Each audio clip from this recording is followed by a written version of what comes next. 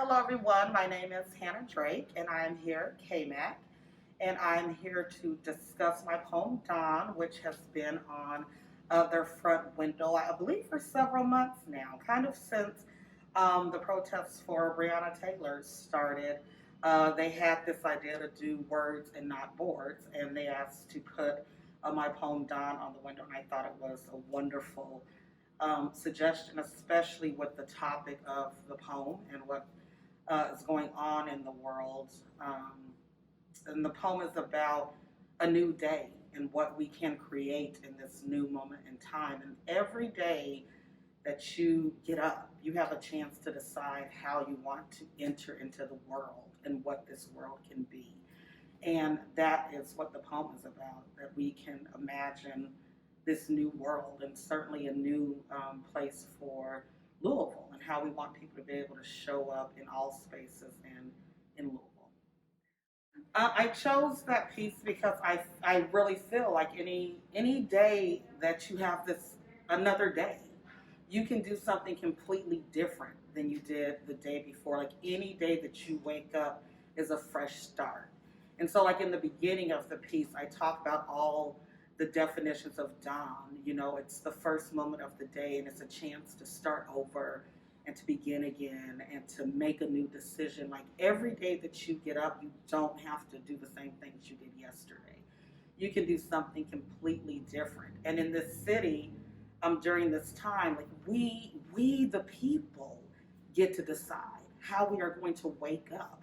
What Louisville will we create after this moment in time? Like we get to decide that, and so I think it's an empowering piece for people to know that they have the power, that they are the people that get to create whatever it is that they want to see in this city and this nation and in this world. And I think with the coronavirus paired with a racial pandemic, it gave us all this moment to pause for a second and reflect and really look at. Like I always say, the coronavirus just put spotlights on disparities in this world, right? That we were overlooking because we were going to work and we're taking the kids to the practice and we're out with friends. And then the coronavirus is like this moment to the world stopped and you started looking at all of these disparities, not just in your city, but in this nation and in this world.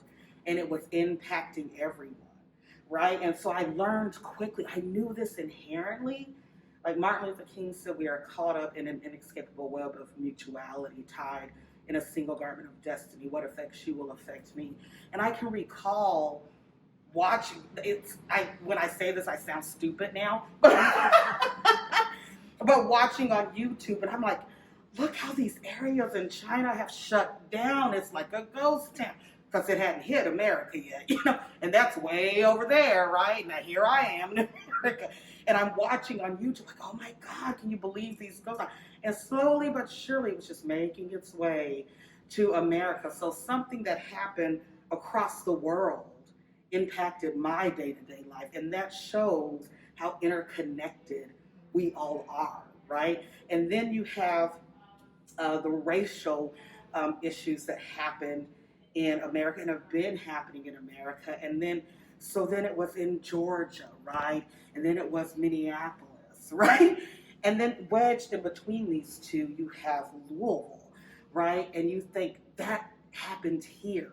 It wasn't another state, it's right here. So what are we going to do in this moment so that there isn't another Breonna Taylor? So we're not putting boards on windows again. Like, what are we going to do in this moment to speak to this moment? And I just wanted people to understand, if you want this to change, then it starts inwardly and with you. It doesn't start with anybody else, right? So your job in your little corner of the world, like each morning I get up, since I got my cup, and I get my coffee, I go out on my front porch, honey, I light my sage. And I sit and I drink my coffee because I get to decide in the morning how I'm going to show up today. So I always want people to know when they read my work that things can be different. I know I continue to say that, but really that's what it's about. And I will always whatever issue it is, and whether it's social unrest, racism, the corona, whatever issue it is, I will always try as a writer to take the picture and just skew it a little bit and ask people, look at it this way.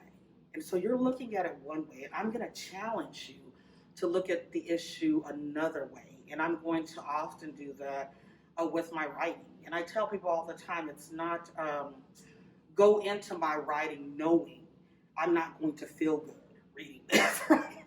I'm going to be upset. I'm going to be uncomfortable.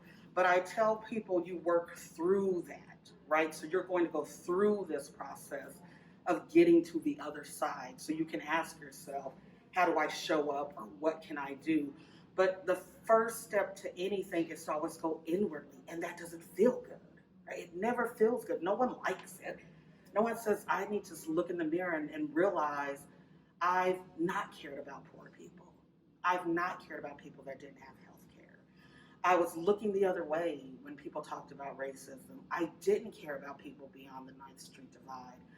I wasn't supporting people that I knew could use my support. I didn't use resources and it didn't feel, who wants to admit that? It's not gonna feel good.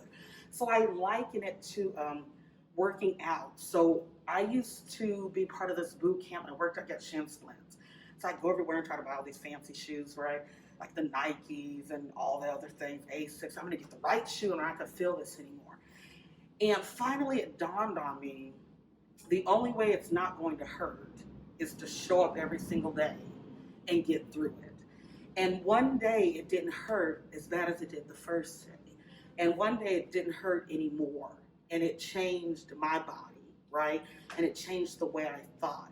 And that's how you focus on racism or disparities, anything.